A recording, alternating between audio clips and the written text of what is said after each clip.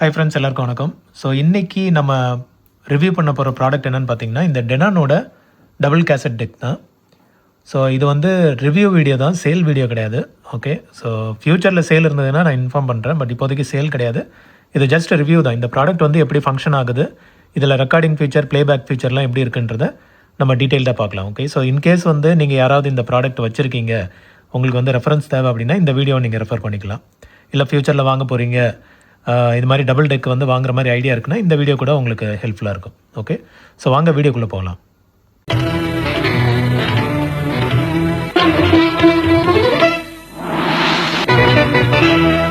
மறக்காம சர்ப்ரைஸ் பண்ணுங்க.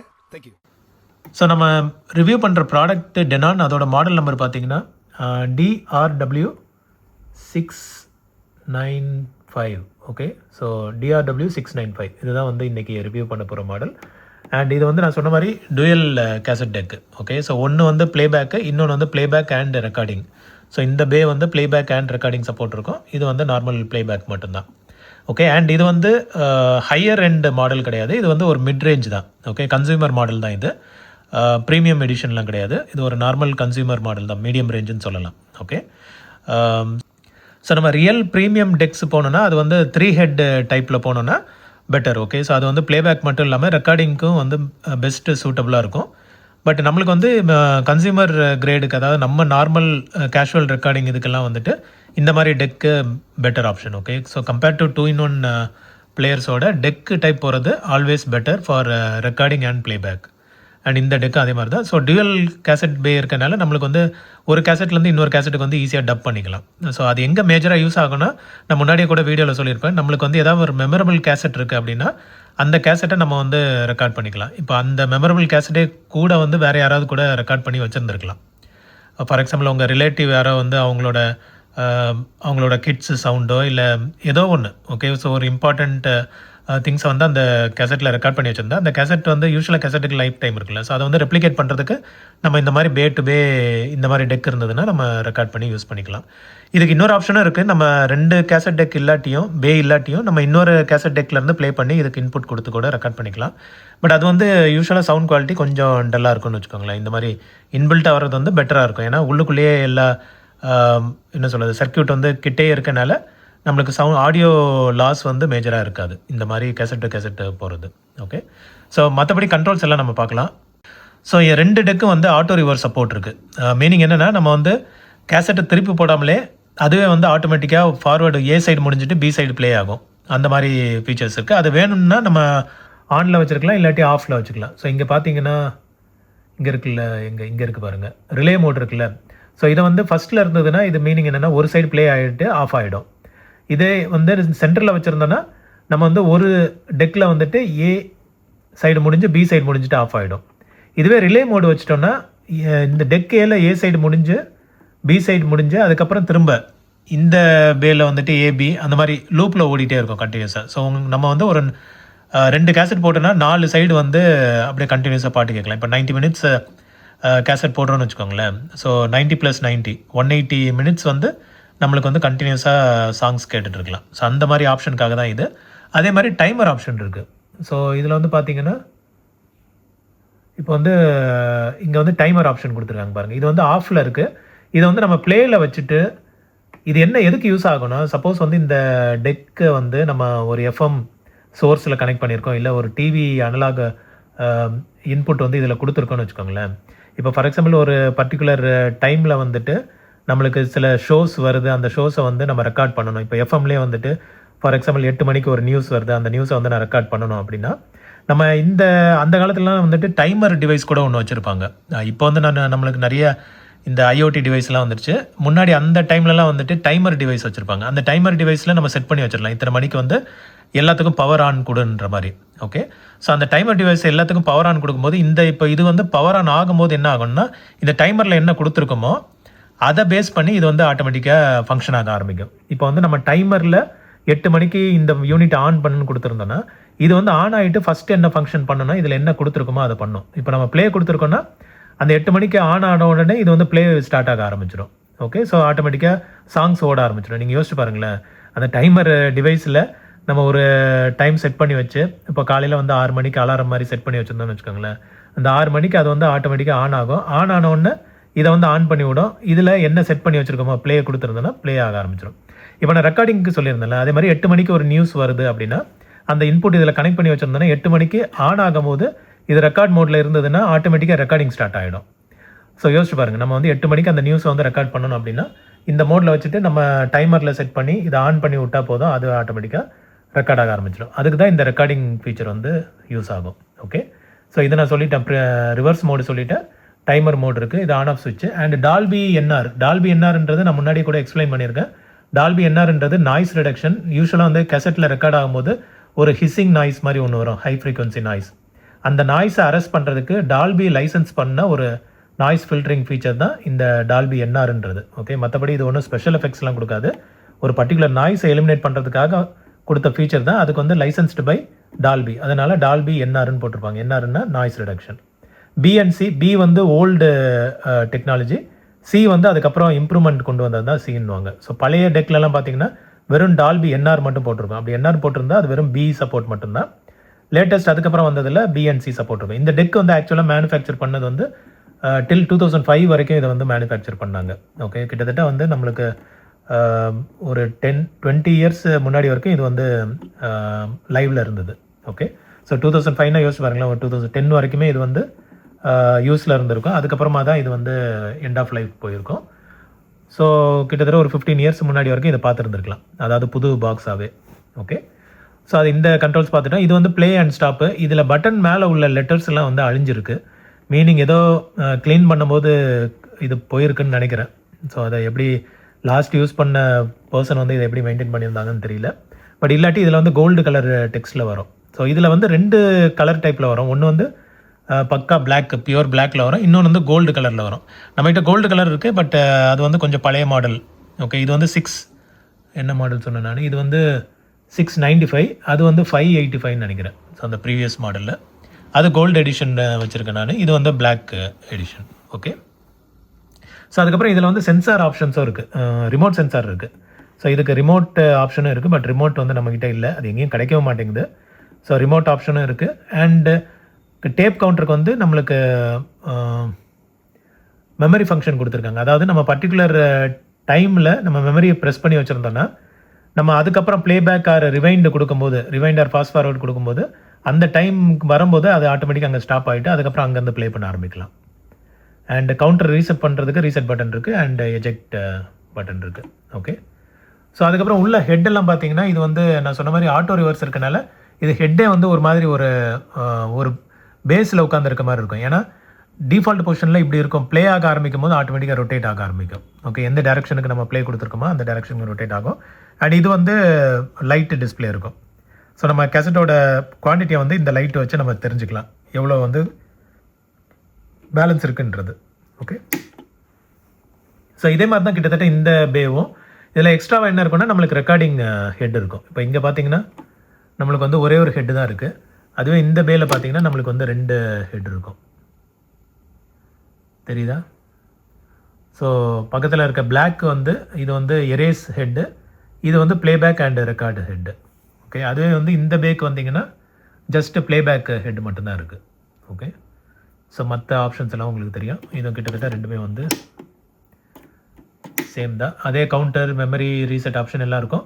இதில் வந்து எக்ஸ்ட்ராவாக நம்மளுக்கு ரெக்கார்ட் ஃபீச்சர் இருக்கும். ஸோ நம்ம வந்து இந்த பட்டன் ப்ரெஸ் பண்ணி ரெக்கார்ட் மோடுக்கு போயிடலாம். அதுக்கப்புறமா ப்ளே ப்ரெஸ் பண்ணோன்னா ஆட்டோமேட்டிக்காக ரெக்கார்ட் ஆக ஆரம்பிச்சிடும். அந்த ரெக்கார்டிங்கை பாஸ் பண்ணுறதுக்கு இந்த ரெக்கார்ட் ஆப்ஷன், இந்த பட்டனை சூஸ் பண்ணலாம். Okay, and fast forwarding, rewind, music search கூட இருக்குது. ஓகே, இது வந்து டேரக்ஷன், நம்ம ப்ளே ஆகும்போது எந்த டேரக்ஷனில் ப்ளே பண்ணணும், இந்த டேரக்ஷனில் போகணுமா இல்லை இந்த டேரக்ஷனில் போகணுமான்றதை செட் பண்ணிக்கலாம். ஓகே, ஸோ மல்டி டேரக்ஷனுக்கு இந்த பட்டனை வந்து நம்ம சூஸ் பண்ணிக்கலாம். அண்ட் ஃபாஸ்ட் ஃபார்வர்ட் அண்ட் ரிவைண்டுக்கு வந்து இந்த பட்டன் சூஸ் பண்ணிக்கலாம். இதுவே வந்து ஐ திங்க் ஏஎம்எஸ்ஸாகவும் யூஸ் ஆகும். ஏஎம்எஸ்னால் ஆட்டோமேட்டிக் மியூசிக் சர்ச்சு. அது வந்து என்ன ஆகும்னா நம்ம பாட்டு எத்தனை பாட்டு இருக்குது, இப்போ வந்து 2வது பாட்டுக்கு போகணும் அப்படின்னா அது வந்து உள்ள அந்த 2 பாட்டுக்கு இடையில கேப் எங்கே வருதுன்னு ஐடென்டிஃபை பண்ணிவிட்டு அதுக்கப்புறம் அந்த செகண்ட் பாட்டை ப்ளே ஆக ஆரம்பிக்கும். இந்த சிடியில் இருக்க டெக்னாலஜியை வந்து கேசட்டில் கொண்டு வர ட்ரை பண்ண மெத்தட் அது.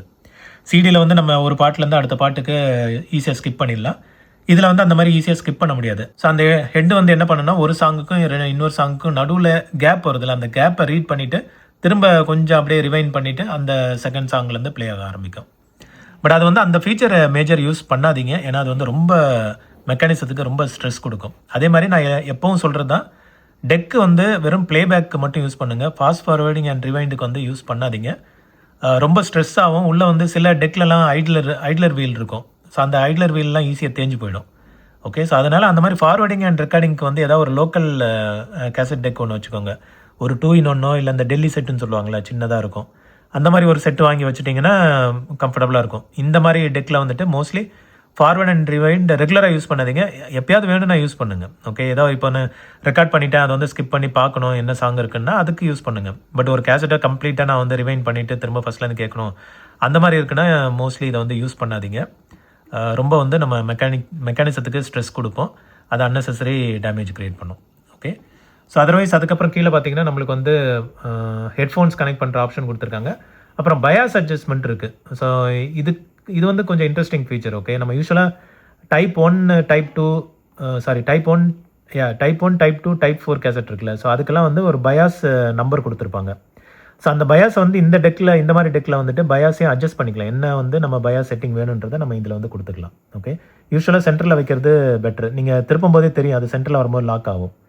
ஓகே, அந்த மாதிரி இது பண்ணிக்கலாம். அண்ட் இன்புட் லெவல் வந்து நம்ம இன்புட் எவ்வளோ ஆடியோ சோர்ஸ் வருதோ அதுக்கேற்ற மாதிரி அட்ஜஸ்ட் பண்ணிக்கலாம். எப்போவுமே வந்து இன்புட் ஆடியோவோட லெவல் வந்து ரெட்டை ரீச் ஆகிற மாதிரி பார்த்துக்கோங்க.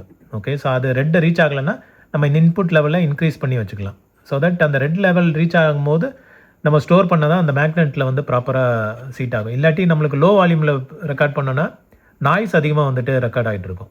சரியா? ஸோ அதனால் யூஸ்வலாக அது மாதிரி டூ மச்சாகவும் வச்சுடாதீங்க. ஃபுல்லாக ரெட்டில் வச்சுட்டு ரெக்கார்ட் பண்ணாலும் நம்மளுக்கு வந்து ஓவர் சேச்சுரேட் ஆகி வரும். சவுண்ட் வந்து அந்தளவுக்கு பீஸ்ஃபுல்லாக இருக்காது. ஒரு மீடியம் லெவலில் ரெட்டில் வந்துட்டு ஒரு மீடியம் லெவலில் வர மாதிரி வச்சுட்டு ரெக்கார்ட் பண்ணிங்கன்னா அந்த சவுண்ட் குவாலிட்டியே வேறு லெவலில் இருக்கும்.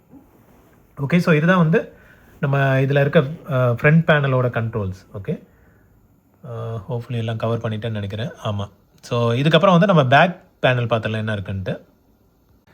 ஸோ பேக்கில் வந்து ரொம்ப சிம்பிள் வியூ தான். நம்மளுக்கு வந்து இங்கே லைன் இன் லைன் அவுட்டுக்கு மட்டும் ஆப்ஷன் கொடுத்துருக்காங்க. ஓகே, ஸோ ஒரு செட்டு வந்து லைன் இன், ஒரு செட்டு லைன் அவுட்டு. ஸோ இதான் நம்ம வந்து மூர் மார்க்கெட்டில் பார்க்கும்போது இது கண்டிஷன் ரொம்ப இதாக இருந்தது. இதனாலே டவுட்டில் இருந்தேன் நான் இது ப்ளே ஆகுமான்ட்டு. பட் ஃபார்ச்சுனேட்லி இது வந்து எதுவும் பெரிய இஷ்யூ இல்லை. ஓகே, ஸோ வெளியே மட்டும்தான் இந்த இஷ்யூ இருக்குது. நான் உள்ளேயும் ஓப்பன் பண்ணி காட்டுறேன். நான் என்ன நினச்சேன்னா இந்த ஃபங்கஸ் ஃபார்மேஷன் வந்து உள்ள போர்டில் எல்லாத்துலேயும் ஸ்ப்ரெட் ஆகிருக்கும்னு நினச்சேன். பட் ஃபார்ச்சுனேட்லி வெளியே மட்டும்தான் இந்த இஷ்யூ. ஸோ ஏதோ மாய்ஸ்சரான ஏரியாவில் வச்சுருந்துருக்காங்க போல். ஸோ இது போகவும் மாட்டேங்குது. ஐபிஎல்லாம் போட்டு க்ளீன் பண்ணி பார்த்துட்டேன், ஒன்றும் போகிற மாதிரி தெரியல. சரி, இதனால் வந்து பெரிய டிஸ்அட்வான்டேஜ் இல்லைன்னு சொல்லிவிட்டு அதை அப்படியே விட்டேன் நான். பட் பார்க்கலாம், ஏதாவது ஒரு ஆப்ஷன் ட்ரை பண்ணி பார்க்கணும். ஓகே, ஸோ அதர்வைஸ் என்ன இருக்குன்னா நம்மளுக்கு வந்து power option and model number 695 and 230 volt 14 watts 50 Hz. Okay, serial number எல்லாம் கொடுத்துருக்காங்க. ஸோ அவ்வளோதான் வந்து பேக் வியூ. நம்ம இனி ஓப்பன் பண்ணி உள்ளே எப்படி இருக்குன்றதை பார்க்கலாம். ஸோ ஃப்ரெண்ட்ஸ், இந்த டெக் மட்டும் டெனான் டெக் மட்டும் ஓப்பன் பண்ணும்போது கொஞ்சம் கேர்ஃபுல்லாக ஓப்பன் பண்ணணும். இதில் என்னென்னா நிறைய எர்த் பாயிண்ட்ஸ் வச்சுருப்பாங்க. ஓகே, எர்த்து வந்து இந்த கவரில் வந்து டச் ஆகிறதுக்கு இந்த மாதிரி வந்து லீட்ஸ் வச்சுருப்பாங்க. ஸோ இங்கே பார்த்தீங்கன்னா இங்கே ஒரு லீட் இருக்கும், இங்கே ஒரு லீட் இருக்கும். அதே மாதிரி இதுதான் வந்து ரொம்ப ரிஸ்கியானது. அப்படியே வளைஞ்சு இதோட வந்துடும், கவரோடையே வர மாதிரி இருக்கும். ஸோ இங்கே பார்த்தீங்கன்னா ஆல்மோஸ்ட் வளைஞ்சிருச்சு. இதை வந்து செட் பண்ணி வைக்கணும். ஸோ இது வந்து கேர்ஃபுல்லாக பார்த்துக்கோங்க, இல்லாட்டி தேவையில்லாமல் பிச்சுட்டு வந்துடும். அண்ட் போர்டு கண்டிஷன் பாருங்கள், போர்டு வந்து நல்லாவே இருக்குது. ஸோ நம்ம இங்கே இயர் கொடுத்துருக்காங்க பார்த்தீங்களா, 11th October 2005. ஸோ அப்போ தான் வந்து இதை மேனுஃபேக்சர் பண்ணியிருக்காங்க. ஓகே, அண்ட் டெனான் நேம் போட்டிருக்கு. ஸோ இது வந்து பவர் டிரான்ஸ்ஃபார்மர் 220 வந்துட்டு கன்வெர்ட் ஆகிடும். அண்டு அதுக்குள்ளேயே தான் பிரிட்ஜ் ரெக்டிஃபிகேஷன் நடக்குதுன்னு நினைக்கிறேன். ஓகே, ஸோ இல்லைனா இது ஃபுல்லாகவே வந்து பவர் போர்டு தான். ஓகே, ஸோ இந்த போர்டுக்குள்ளே தான் வந்து ரெக்டிஃபிகேஷன் நடக்குது. அண்ட் தென் அதுக்கப்புறம் இது வந்து மியூசிக் போர்டு, மெயின் போர்டு இது. ஓகே, ஸோ ஆடியோ போர்டு இது. அண்டு இதில் வந்து நம்மளுக்கு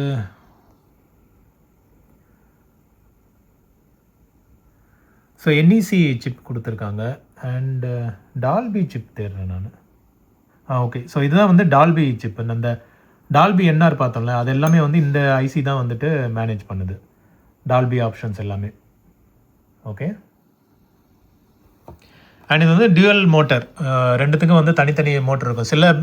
சில டியூவல் கேசட் டெக்கில் பார்த்தீங்கன்னா காமனாக ஒரு மோட்டர் வச்சுருப்பாங்க. இந்த இடத்துல ஒரு மோட்டர் வச்சுட்டு ரெண்டுத்தையும் ட்ரை பண்ணுற மாதிரி. அந்த மாதிரி செட்டு போகவே கூடாது. இந்த மாதிரி டியூவல் செப்பரேட் மோட்டர்ஸ் இருந்தால் பெட்ரு. ஓகே, ஸோ பெல்ட் செட்டிங்ஸ் எல்லாம் பாருங்கள். நம்மளுக்கு வந்து மெயின் ஃப்ளாட் பெல்ட் ஒன்று வரும், அதுக்கப்புறமா ஸ்கொயர் பெல்ட் ஒன்று வரும். ஓகே, ஸோ இதுதான் வந்து பெல்ட் ஆப்ஷன்ஸ். அண்ட் இது வந்து நம்மளுக்கு அந்த ஹெட்டை புல் பண்ணுறதுக்கு அந்த மாதிரி இதுக்கெல்லாம் வந்துட்டு இந்த இது ஒர்க் ஆகும்.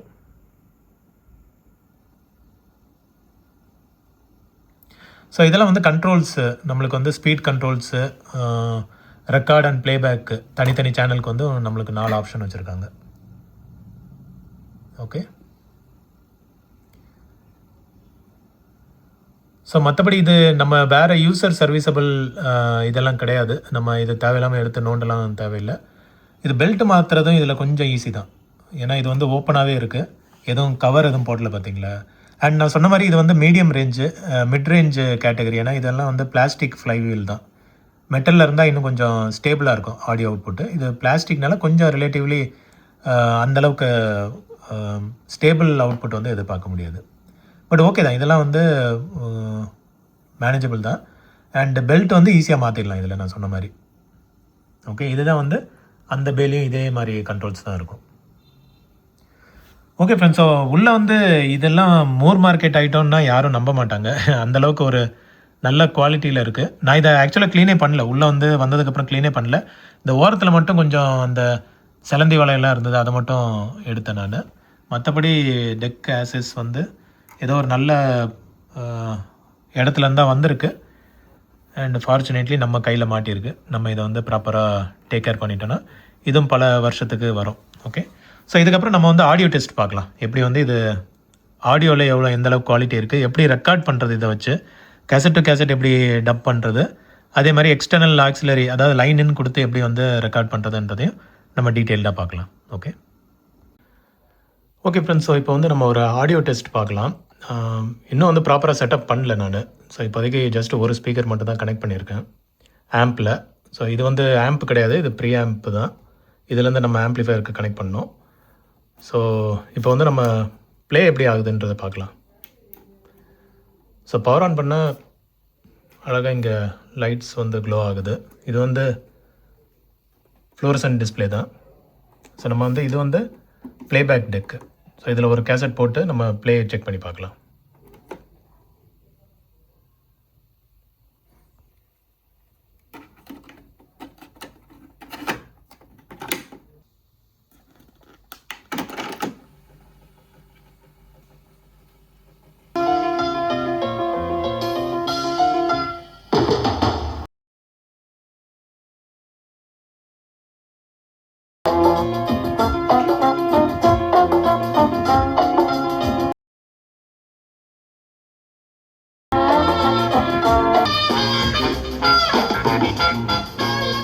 ஓகே ஃப்ரெண்ட்ஸ், ஸோ இப்போ இனி வந்து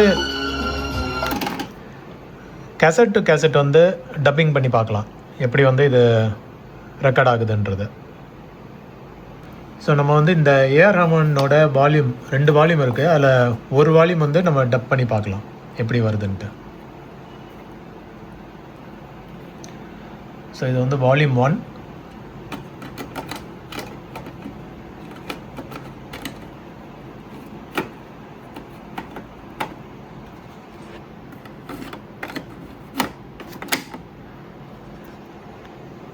ரெக்கார்டிங்க்கு வந்து நம்ம டிடிகேவோட ஒரு 60 மினிட்ஸ் கேசட் வந்து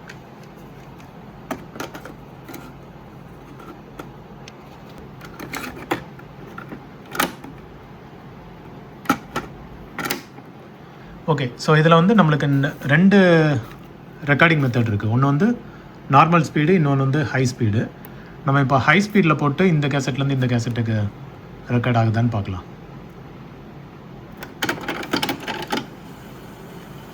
இது பார்த்தீங்கன்னா சூப்பர் ஃபாஸ்ட்டில் ஓடும்.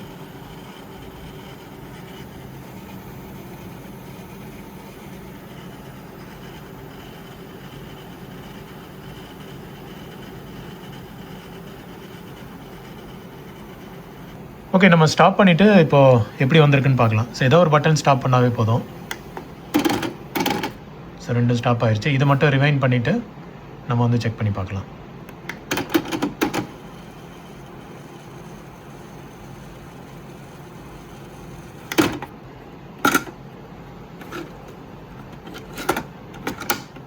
ஸோ இப்போ வந்து ப்ளே பண்ணி பார்க்கலாம் நம்ம.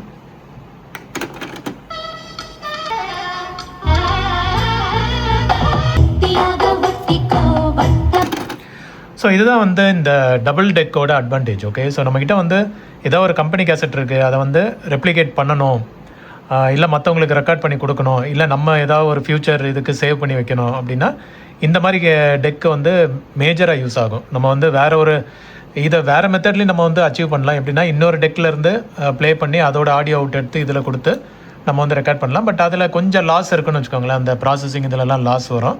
பட் அதே வந்து இதே ஒரே செட்டில் இருந்ததுன்னா உங்களுக்கு உள்ளுக்குள்ளேயே வந்துட்டு அதை மேனேஜ் பண்ணிக்கும்.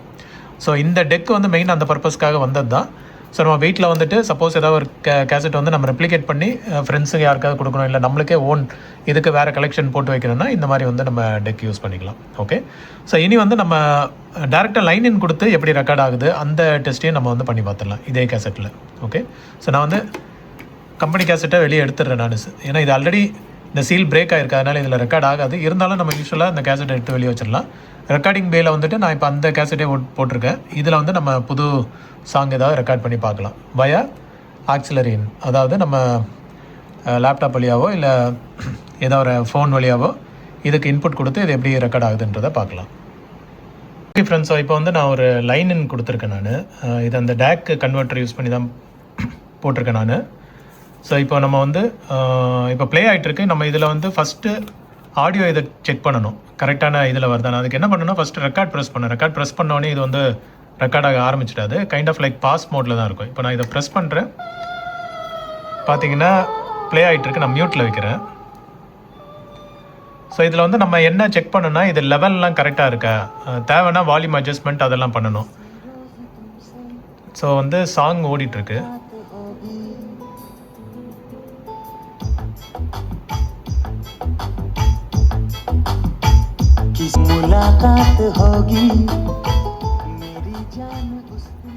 ஓகே, ஸோ நான் வந்து வால்யூம் குறைச்சிட்டேன். இப்போ வந்து நம்மளுக்கு லெவல் ஓகே இருக்குன்னு தெரிஞ்சதுக்கு லெவல் வந்து நம்ம யூஸ்வலாக இந்த ரெட்டு வர்றது வரைக்கும் நம்ம வைக்கணும். ஓகே, ஸோ இதில் வச்சுட்டு நம்ம இப்போ வந்து ப்ளே ப்ரெஸ் பண்ணோன்னா ரெக்கார்ட் ஸ்டார்ட் ஆகிடும். ஓகே, இப்போ பார்த்தீங்கன்னா தெரியும் உங்களுக்கு பாஸில் இருக்குது, இதுவும் வந்து ஓடலை. இப்போ நான் வந்து ப்ளே ப்ரெஸ் பண்ணுறேன், இப்போ ரெக்கார்டு வந்து ஆரம்பிச்சிடும். இப்போ 41லேருந்து ஆரம்பிச்சிருக்கு, இப்போ ரெக்கார்டு ஓடிட்டுருக்கு. இப்போ சாங் வந்து ஓடுது.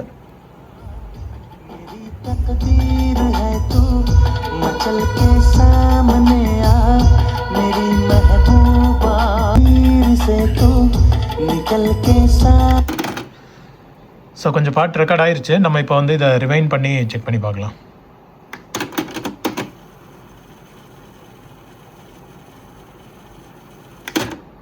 ஸோ இப்போ வந்து ப்ளே பண்ணி பார்ப்போம்.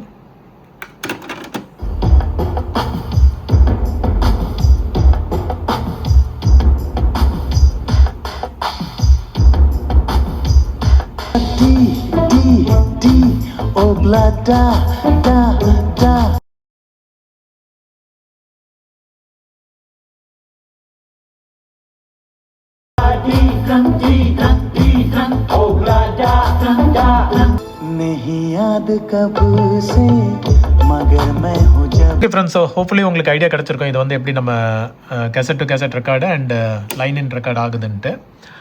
ஸோ இந்த டெக்கு மட்டும் இல்லை, யூஸ்வலாக வந்து நம்ம எல்லா டெக் இந்த மாதிரி டபுள் சைடட் டெக் வந்து இந்த மாதிரி ஃபீச்சர்ஸ் தான் இருக்கும்.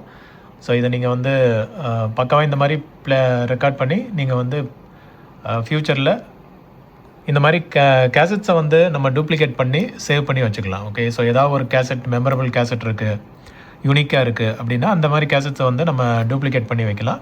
இல்லை நம்ம லீஷர் டைமில் பாட்டு கேட்கணும், அது வந்து கேசட்டில் கேட்டால் நல்லாயிருக்கும் அப்படின்னா நீங்கள் இந்த ஃப்ளேக் சாங்குன்னு சொல்லுவாங்க தெரியுமா, பியூர் இல்லை ஆடியோ சிடி ட்ராக் சிடின்னு சொல்லுவாங்க, இல்லைனா ரெக்கார்ட் பிளேயர். ஓகே, ஸோ ஒரு நல்ல ரெக்கார்ட் பிளேயர், இந்த குவாலிட்டி வேண்டாம், ஒரு நல்ல ரெக்கார்ட் பிளேயர் வச்சுருந்தீங்கன்னா ரெக்கார்ட்ஸ் போட்டு அதுலேருந்து ரெக்கார்ட் பண்ணிங்கன்னா இன்னும் பெட்டராகவே இருக்கும். ஏன்னா ரெக்கார்ட்ஸ் வந்து பியூரஸ்ட் ஃபார்மில் இருக்கும். அதுக்கப்புறம் நீங்கள் ட்ராக் சிடி ஆடியோ சிடி இருந்ததுன்னா ஆடியோ சிடி பிளேயரில் போட்டு அதுலேருந்து லைன் வந்து ரெக்கார்ட் பண்ணிக்கலாம். அப்படி இல்லைனா ஃப்ளாக் ஆடியோ வந்து நம்ம அதுக்கான பிளேயரில் கரெக்டாக போட்டு அதோட லைன் போட்டு ரெக்கார்ட் பண்ணிக்கலாம். இந்த MP3லேருந்து ரெக்கார்ட் பண்ணுறது வந்து மேக்ஸிமம் அவாய்ட் பண்ணலாம். ஏன்னா அது வந்து குவாலிட்டி கொஞ்சம் கம்மியாக தான் இருக்கும். ஓகே, ஸோ இந்த மாதிரி பண்ணால் நம்மளுக்கு வந்து பெட்டர் சவுண்டு குவாலிட்டி அவுட்புட் கிடைக்கும். அந்த கேசட்ஸை வந்து நம்ம அதுக்கப்புறம் ஃப்யூச்சரில் லீஷர் டைம் இல்லை ஏதாவது ஒரு இன்ட்ரெஸ்டிங் டைமில் அது போட்டு நம்ம லிசன் பண்ணலாம். ஓகே, ஸோ ஹோப்ஃபுல்லி இந்த வீடியோ உங்களுக்கு இன்ஃபர்மேட்டிவாக இருந்திருக்கும்னு நினைக்கிறேன். டெக்கு பற்றியும் உங்களுக்கு ஒரு ஐடியா கிடச்சிருக்கும். ஸோ அதான் இந்த டெக்கு, இந்த வீடியோ வந்து இந்த டெக்குக்கு ரெஃபரன்ஸ் யூஸ் பண்ணிக்கலாம். அப்படி இல்லைனா வேறு ஏதாவது டெக்கு கூட இதே மாதிரி கிட்டத்தட்ட இதே ரெக்கார்டிங் வந்து இதே மெத்தட் தான் எல்லா டெக்லேயும் வரும். அதாவது டபுள் சைடட் டெக்ஸுக்கு. ஓகே, ஸோ ஹோப்ஃபுல்லி இந்த வீடியோ யூஸ்ஃபுல்லாக இருந்திருக்கும்னு நினைக்கிறேன். பிடிச்சிருந்தா ஒரு லைக் போட்டு விடுங்க. மறக்காமல் சேனல் சப்ஸ்கிரைப் பண்ணிவிடுங்க. மீண்டும் ஒரு விண்டேஜ் வீடியோவில் உங்கள் எல்லாரும் மீட் பண்ணுறேன். Thank you and have a nice day friends. Bye. नहीं याद कब से मगर मैं हूँ जब से, मेरे दिल में तेरी मोहब्बत है तब से।